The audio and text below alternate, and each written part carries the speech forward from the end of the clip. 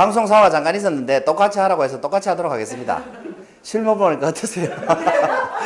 영광입니다. 네. 실물이 낫죠? 네. 네. 사회생활 잘하시네요.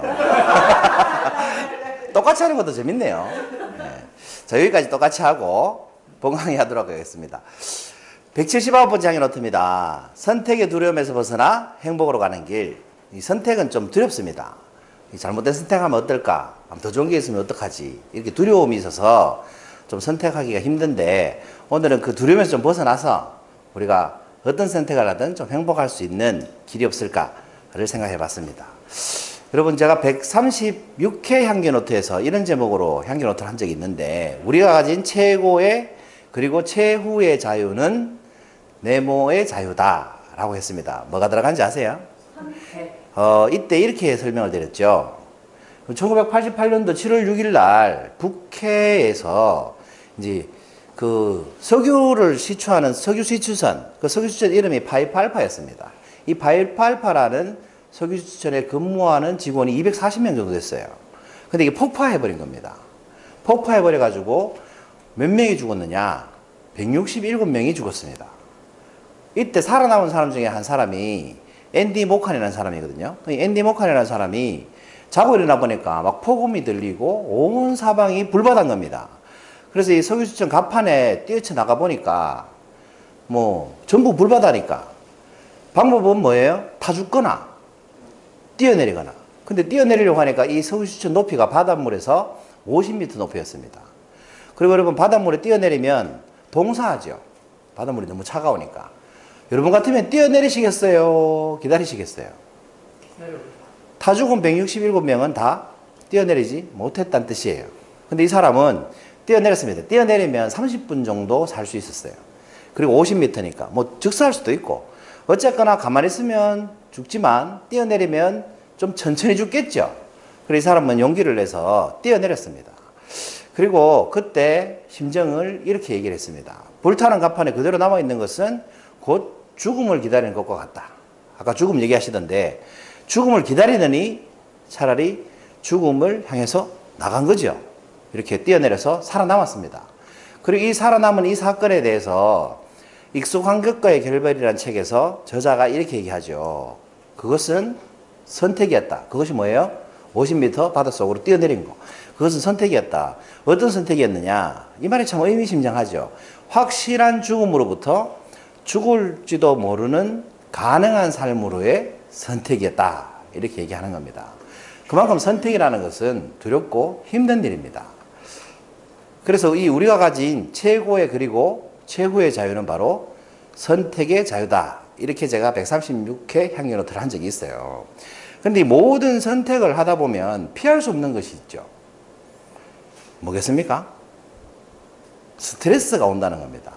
우리가 선택을 할 때는 스트레스가 따라온다는 거예요. 근데 이 스트레스는 모닥불 피워보셨죠? 모닥불 피우면 이렇게 장작이, 처음에 나무 장작에다가 석유를 부어놓고, 그 다음에 이게 불을 피우잖아요. 캠프파이어 같은 거 하다 보면. 그 다음에 나무가 다 탈 때쯤 되면 또 뭐 해요? 석유를 또 묻잖아요. 그럼 확 타오르죠. 이때 석유를 부었을 때 확 타오르는 이 상태를 우리가 스트레스다. 이렇게 볼 수 있습니다. 당장은 스트레스가 생기면 이렇게 에너지가 막 솟아요, 사실은. 그런데 석유를 부으면 나무가 더 빨리 타요? 천천히 타요? 더 빨리 확 타버리죠. 그래서 스트레스를 많이 받으면 빨리 소진돼 버립니다. 요즘 번아웃 이런 얘기 많이 하잖아요. 연탄으로 치면 까만 연탄이 하얀 연사제가 되는 상태. 그러니까 빨리 타버릴수록 빨리 번아웃 돼버리는 거죠. 어쨌든 스트레스가 반드시 선택할 때 따라온다는 거죠. 근데 어떻게 할수록 더 스트레스가 많이 오냐 하면, 완벽한 선택을 추구하려면 할수록 스트레스가 더 많이 온다는 겁니다. 우리가 물건 살 때 대충 고르면 스트레스 별로 없잖아요. 근데 심사숙고해서 고르면 스트레스가 훨씬 많다는 거죠. 예를 들어 쇼핑을 한번 예를 들어 볼까요? 여러분 한번 맞춰보세요. 제가 문제를 드릴 테니까. 케이스 1, 2 중에 어떤 경우에 만족도가 더 높겠느냐? 한번 맞춰보세요. 케이스 1은 이런 겁니다. 1시간 정도 쇼핑한 후에 그냥 구매를 했어요. 일종의 거의 뭐 충동 구매식으로 구매를 했어요. 같은 물건을. 두 번째 케이스는 하루 종일 돌아다니고 이 백화점 저 백화점 다 다니고 비교해가지고 또 먼저 샀는 사람한테 물어보고 샀어요. 같은 물건을. 자, 일주일 뒤에 물건을 쓸 거 아니에요? 사서. 일주일 뒤에 케이스 1과 2인 사람에게 만족도를 조사해 봤습니다. 어떤 경우에 만족도가 높게 나왔을까요? 두 번째가 높게 나왔을 것 같죠? 근데 제가 묻는 거 보니까 1번이라고 해야 될 것 같죠? 네, 답은 1번입니다, 1번. 그냥 1시간 정도 쇼핑하고 대충 산 사람의 만족도가 같은 물건인데 훨씬 높다라는 거죠. 왜 그럴까요? 투자한 게 적어서 그렇습니다. 고민도 덜 했고, 시간도 덜 썼고, 체력도 덜 썼고, 정성도 덜 쏟았잖아. 그러니까 뭐 대충 사도 이 정도면 괜찮아 이렇게 생각하는데, 심사숙고한 사람은 이 완벽을 추구하다 보니까 이게 만족스럽지가 않은 거예요. 더 나은 게 있는 것 같고, 또 혹시나 해가지고 뭐 쇼핑몰에 산 다음에 뒤져보면 더 싼 게 있고 이러면 더 속상하죠. 그래서 만족도가 훨씬 낮더라는 겁니다. 그래서 바둑에서는 이런 말이 있죠. 뭐예요? 장고 끝에 악수 둔다. 이게 총소는 장고가 아니고요. 장고, 길게 생각하면 악수를 두게 된다. 이런 말이 있잖아요. 그러니까 여러분 너무 오랫동안 고민하는 것은 좋지 않아요. 어떤 선택을 할 때. 그래서 고민을 하되 어떻게 하라고 합니까? 짧게 하되 굵게 하라. 깊게 하라. 굵게가 아니에요. 깊게 하라. 너무 길게 고민하는 것은 오히려 악수를 둘 가능성이 높다. 이렇게 얘기합니다.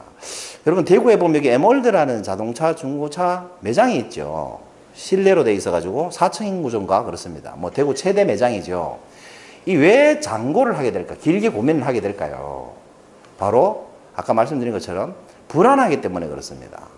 아, 더 좋은 게 있을지도 모르는데 뭐 두려움이라고 이해하셔도 되고 더 싼 게 있을지도 모르는데 여러분 야단 치실 것 같은데 제가 또 지지난주에 차를 또 바꿨잖아요. 하여튼 차를 한 대 사게 됐는데 하루 그전에는 차를 살 때 그냥 제가 아는 사람한테 친한 믿을 만한 사람한테 가서 그냥 사왔어요. 비교하지 않고. 근데 이번에는 대구 시내 전역을 다 돌아다니면서 아침에 나가서 하루 종일 타보고 비교해보고 다 따져보고 샀어요. 왜? 불안하니까 더 좋은 거 살려고. 그런데 결과는 어땠느냐? 정말 만족스럽지 않습니다. 색깔도 마음에 안 들고 뭐 하체도 무시를 하고 뒷돈도 엄청 들어가고 정말 만족스럽지 않습니다. 지금은 어쩔 수가 없어서 그냥 타는데 아무튼 대충 샀으면 오히려 그렇지 않았을 텐데 하루 종일 돌아다니기 너무 억울하더라고. 불안해서 그랬어요. 근데 그 불안 때문에 완벽을 추구하게 됐고 완벽을 추구하다 보니까 스트레스가 엄청 높아졌습니다. 근데 뭐 뜯어 고치다 보니까 또 정이 가기도 하고 정성이 들어가니까 이케아 효과라고 하죠. 내가 투자하면 정이 간다고.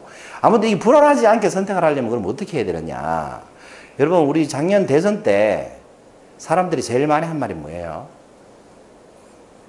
이런 말씀을 많이 했어요. 인물이 없다. 찍어줄 사람이 없다. 법륜 스님 좋아하시니까 어떤 사람이 질문을 이렇게 하대요. 작년에. 스님 찍을 사람이 없습니다. 어떻게 하면 좋겠습니까? 그랬더니 스님이 뭐라고 하셨냐 하면 최선의 후보를 찍으려고 하니까 인물이 없는 거다. 그럴 때는 최악이 아닌 차악을 선택하면 된다. 이렇게 얘기를 했습니다. 그 최악을 그 최악이 아닌 사람을 뽑으려고 하면 선택할 수 있다는 거지. 근데 우리가 최선을 뽑으려고 하니까 인물이 없다는 핑계로 뭘 합니까? 기권을 하게 되죠. 그러면 주권을 행사할 수가 없게 된다는 겁니다. 그렇게 답을 하시더만요. 그리고 며칠 전에 하지영 교수라는 분, 건국대 정신신경과 교수인가 그렇죠. 이분이 어쩌다 어른이라는 프로에 나와가지고 강의를 하시는데 이 어쩌다 어른이라는 프로 제목이 참 여러분 인상적이지 않습니까? 이 어쩌다 어른이란 말이 무슨 뜻이에요? 어른이 되려고 한 게 아닌데 어쩌다 보니 어른이 됐다 이거예요. 그 제가 이제 강의하러 가서 대학생들을 보면 저는 또래처럼 느껴지는데 걔들은 저를 굉장히 경계하더라고. 어쩌다 보니까 제가 어른이 돼가지고. 또 어제 병원에서는 지난주에 제가 병원에 입원해 있었지 않습니까? 병원에서 엘리베이터를 타는데 어떤 30대 후반쯤 돼 보이는 분이 저보고 이렇게 얘기하더라고. 어르신 탓이지요. 그 정도는 아닌데 아무튼 어르신 탓이죠 이렇게 얘기하더라고. 어쩌다 보니 어르신이 돼버렸어요. 뭐 아무튼 이 하지연이라는 너무 웃지 마세요. 자, 하지연 교수님이 나오셔가지고 삶의 선택을 하는 방법은 4가지가 있는데 그 4가지 선택 사항은 이거예요. 최선을 선택할 것이냐, 차선을 선택할 것이냐, 차악을 선택할 것이냐, 최악을 선택할 것이냐. 여러분, 이때 우리가 대부분의 사람들은 뭘 선택하려고 합니까? 최선을 선택하려고 합니다. 근데 이 최선을 선택하려고 하면 안 된다 이 말이에요.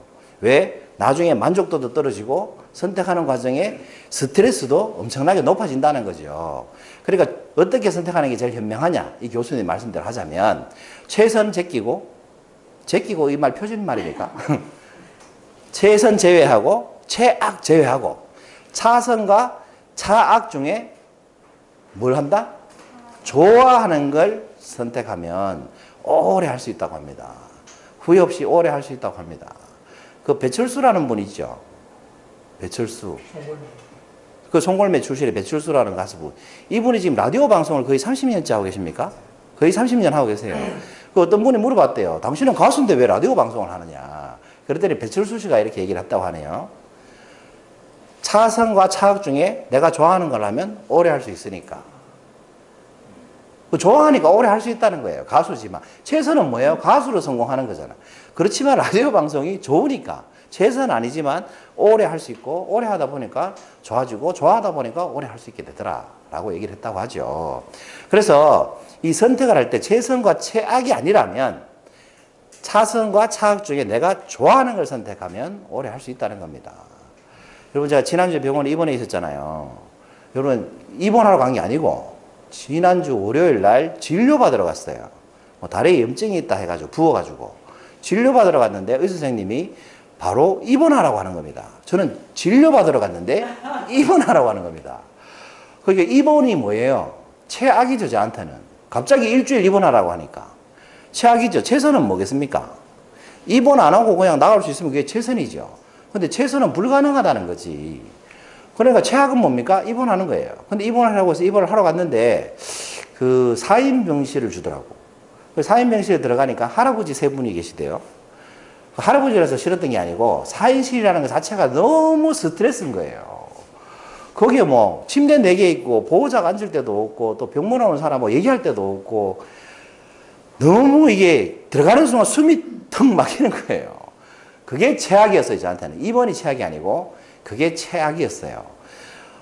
여기서 어떻게 일주일을 보내지? 너무 가슴이 답답하고 힘든 겁니다. 그래서 간호사한테 얘기를 했죠. 1인실 없냐고. 일주일 지금 없을 것 같은데 하더라고. 너무 실망스럽죠. 좀 있으니까 1인실이 낫대요. 너무 기쁘더라고. 그 입원을 했는데 4인실에서 뭘 옮겼어요? 1인실로 옮겼어요. 최악은 면했죠. 이 최악을 면했지만 최선의 선택은 아니죠. 일단 입원했으니까 최선의 상황은 아니잖아요. 근데 기쁜 거 있죠. 왜? 4인실보단 1인실이 좋았거든. 좋아하는 차선, 뭐, 차악일 수도 있고 1인실을 선택하니까 기쁘다라는 겁니다. 그 선택이. 그래서 1인실로 딱 옮기는 순간 이런 생각이 들었어요. 여기서 일주일 동안 편안하게 휴가 보내자.